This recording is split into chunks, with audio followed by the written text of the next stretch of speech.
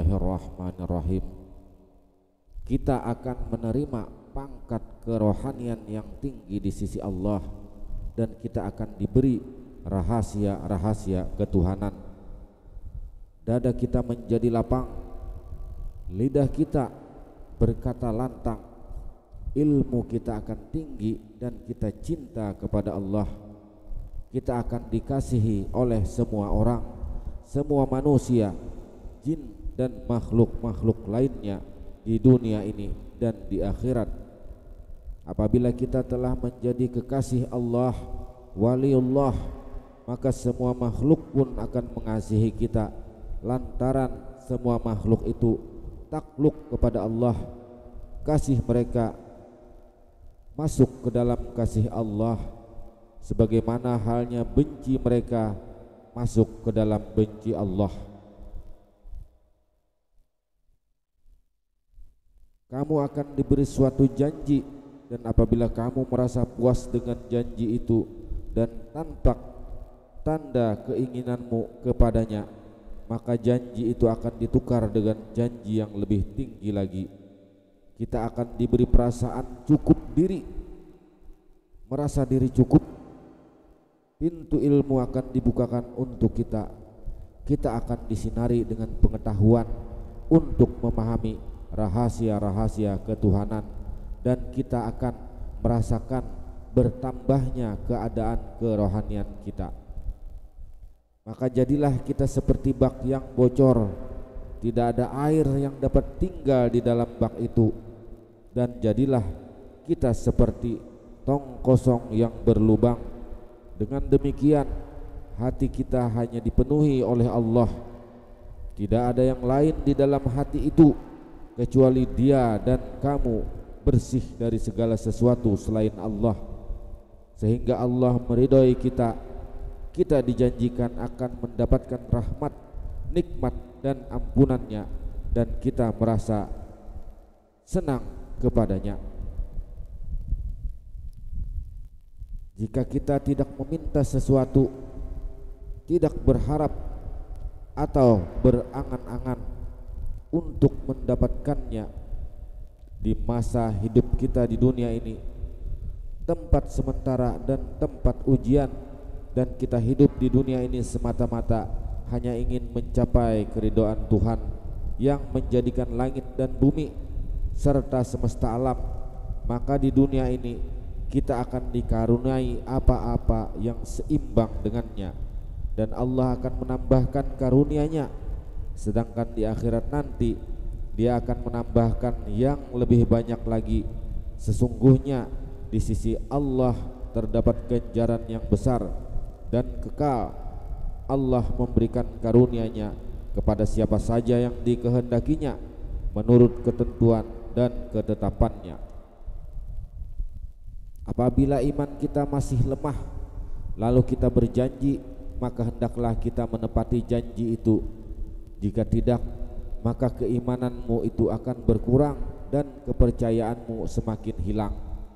Tetapi jika iman kamu itu telah kuat dan tertanam kokoh di dalam hati sanubarimu, lalu kita banyak menerima firman Allah di bawah ini, seperti yang artinya, dan raja berkata, bawalah Yusuf kepadaku agar aku memilih dia sebagai orang yang dekat kepadaku. Maka tatkala raja telah bercakap-cakap dengan dia, dia berkata, sesungguhnya kamu mulai hari ini menjadi orang yang berkedudukan tinggi lagi dipercaya pada sisi kami. Quran Surah Yusuf ayat 54. Maka kamu pun akan menjadi orang pilihan Tuhan, lalu kehendak, nafsu dan perbuatanmu sendiri akan hilang.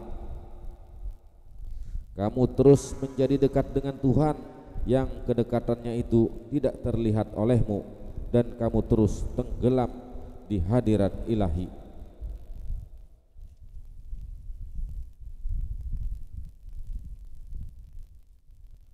Tidak ada yang dapat menghalangi kamu untuk mendapatkan keridhaan dan pertolongan langsung dari Allah selain daripada kebergantungan kamu kepada manusia dan tata cara penghidupan dan pendapatan kamu.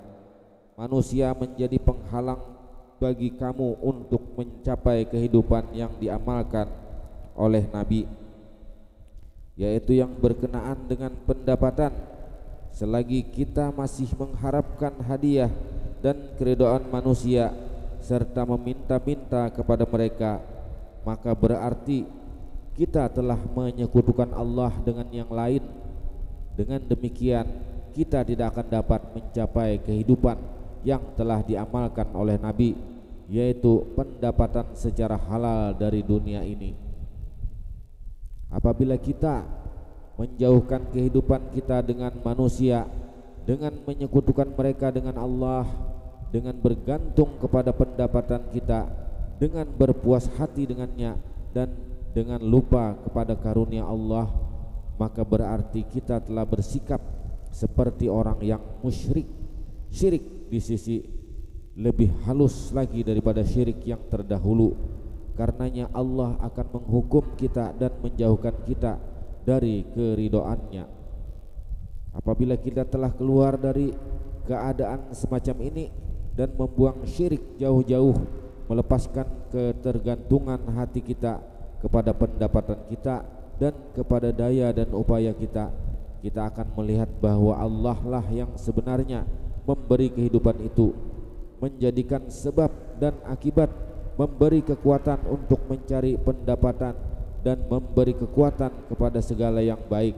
Dan kita mengetahui bahwa kehidupan itu berada di tangannya, yang kadang-kadang dibawanya kepada kita melalui manusia dengan cara kita meminta kepada mereka pada masa ujian dan perjuangan,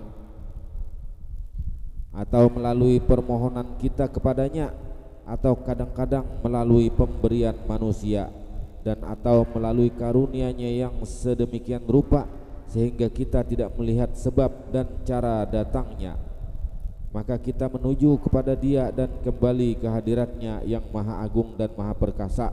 Yang demikian itu, jika Dia menyingkapkan tirai yang melindungi kamu dari keridhaan-Nya dan membuka pintu rezeki dengan kehendak-Nya di dalam keadaan perlu bersesuaian dengan keperluan kita.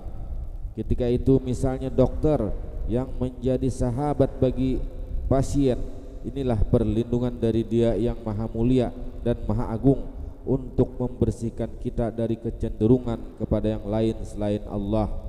Dan dengan kata itu maka Allah meridhoi kita.